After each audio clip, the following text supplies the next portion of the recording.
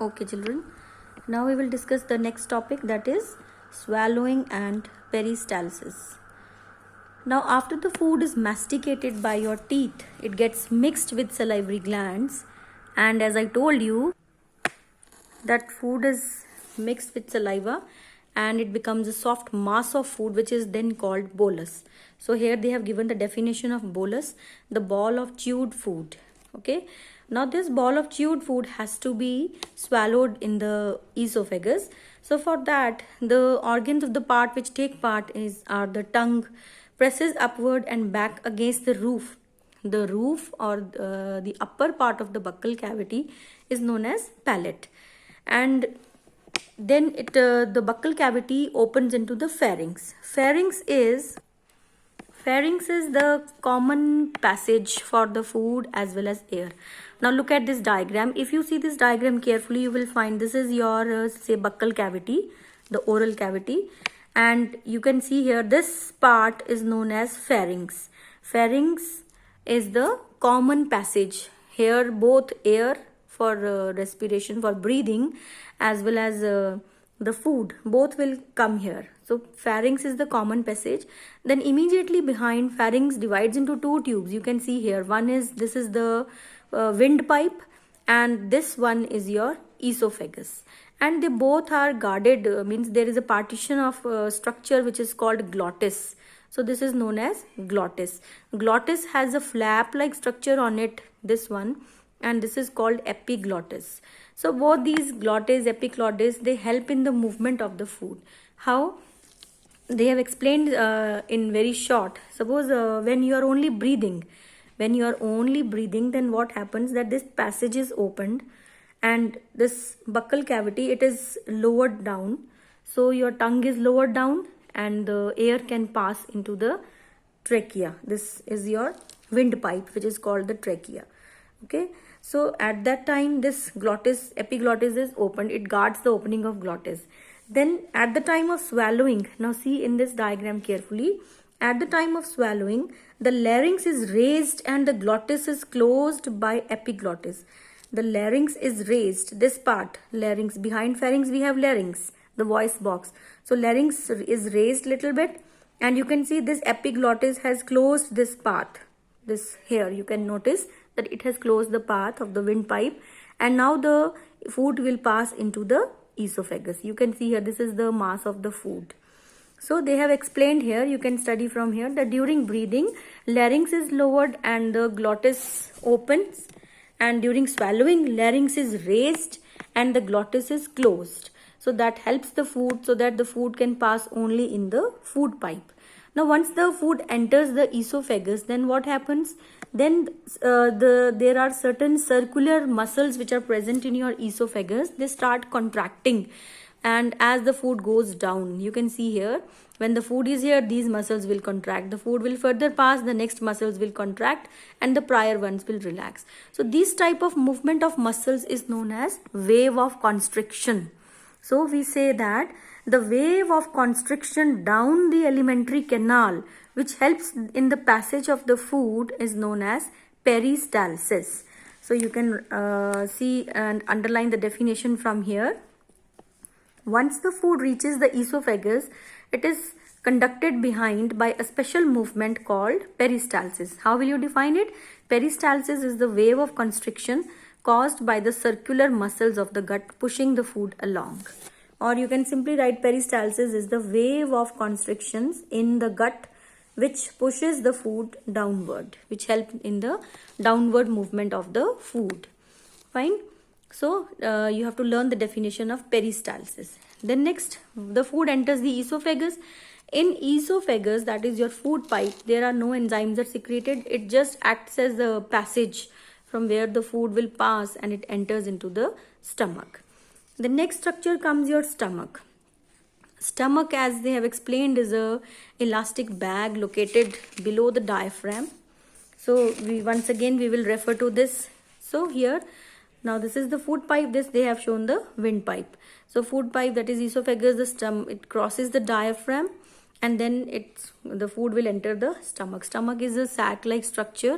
It is divided into parts. You will read in higher classes the fundus, the body, and the pyloric stomach, and the 4 parts are there, but right now we are not going to discuss that.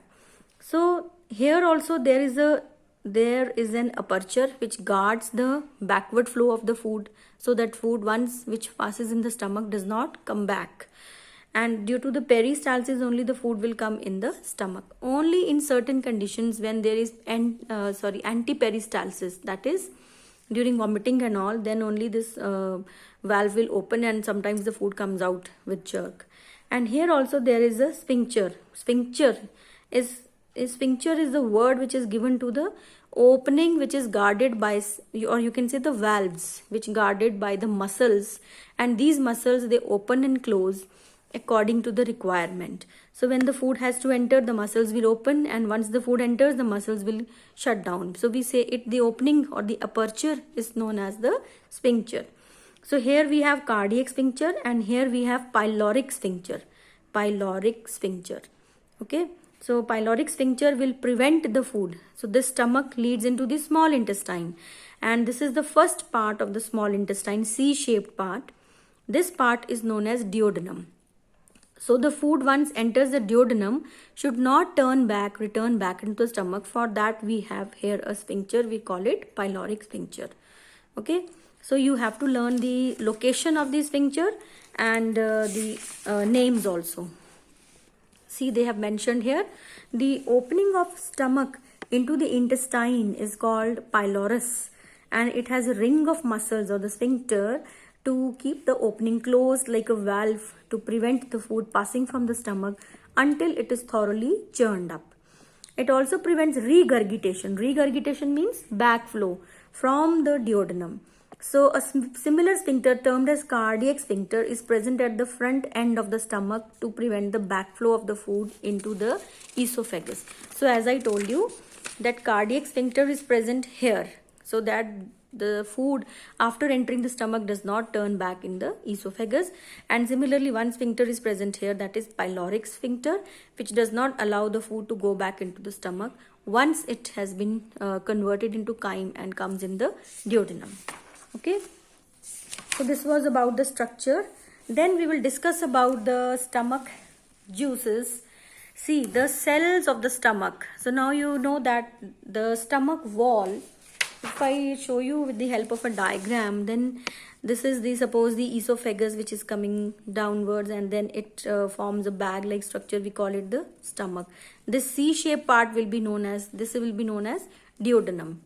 Duodenum, and this is your stomach. So there are cells in your stomach, and all these cells, there are various types of cells, and these cells, they pour their secretions. The secretions of these cells is known as gastric juices. So we commonly call them gastric juice. These gastric juices, they are highly acidic also, and apart from these gastric juices, they contain actually the enzymes. Apart from enzymes, they also contain hydrochloric acid. HCl is also present in the stomach. They all have certain role. HCl, functions of HCl is that it kills any germs if suppose they have entered along with the food. And secondly, hydrochloric acid, HCl, is also important because it activates the enzymes. Basically, there are so many enzymes in the stomach, but the important ones are given in your syllabus. These are 2 enzymes which are present in the digestive juices. One is pepsin, this one, and second is renin. This is the second one. Pepsin and renin, the 2 enzymes are present in your stomach. And these 2 enzymes, they act upon proteins. They break down the proteins. But these 2 enzymes are never produced as such. They are always produced in inactive form, and then in the presence of HCl, first they become active and then they break down the food product. Now why they are always produced in inactive form? It is because if they will be produced in active form, then because it is highly acidic, so in the acidic medium, these pepsin enzymes, they can destroy the cells of the stomach walls. Okay, so for that Each time when the stomach receives the food, they will be secreted in inactive form, and then they will be converted into active form in the presence of HCl.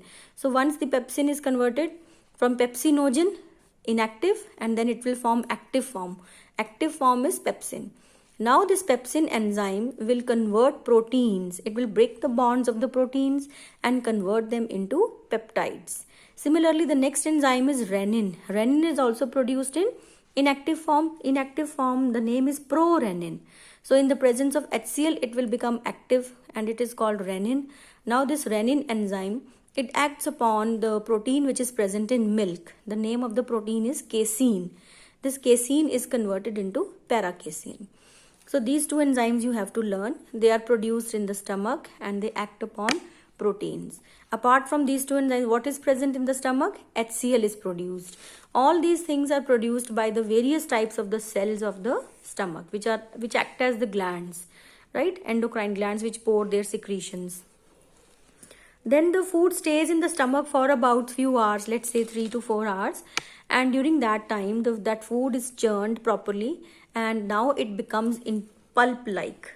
Earlier you have studied the term bolus when I said that the food mixes with saliva and it becomes a soft mass of food. Okay, after that when it comes in the stomach, it becomes pulp like, means semi digested. The semi digested food which is pulp like is now known as chyme. So these definitions you will have to learn. They may ask you in the exams. Chyme. Now the pylorus open, that pyloric sphincter will open, and immediately this chyme. What is chyme? Chyme is the semi digested pulp like food. This is not properly digested, but half it is digested by these enzymes. Okay, and then it enters in the intestine. So my dear children, you please revise till here, and in the next video we will talk about the next part of the chapters. So now let us discuss these true and false given in the progress check. First is saliva moistens and lubricates food. True. Saliva contains a protein digesting enzyme. False. Saliva contains starch digesting enzyme, not protein. Here you have to write starch digesting enzyme, and the name was salivary amylase. Saliva tends to destroy germs in the mouth. This is also true. Peristalsis occurs through all the regions of the gut. This is true. The food in stomach stays for about 10 hours. False. You have studied that food stays for about 3 hours. Gastric juice is alkaline. False. Gastric juice is acidic. It is acidic, and it is here they have written it is quite acidic. Next is gastric juice contains pepsinogen. This is also true. Yes, here they have mentioned that gastric juice is highly acidic liquid, highly acidic. Fine. So this is also false. None. The next week we will discuss about the next topic. So thank you very much. May God bless you.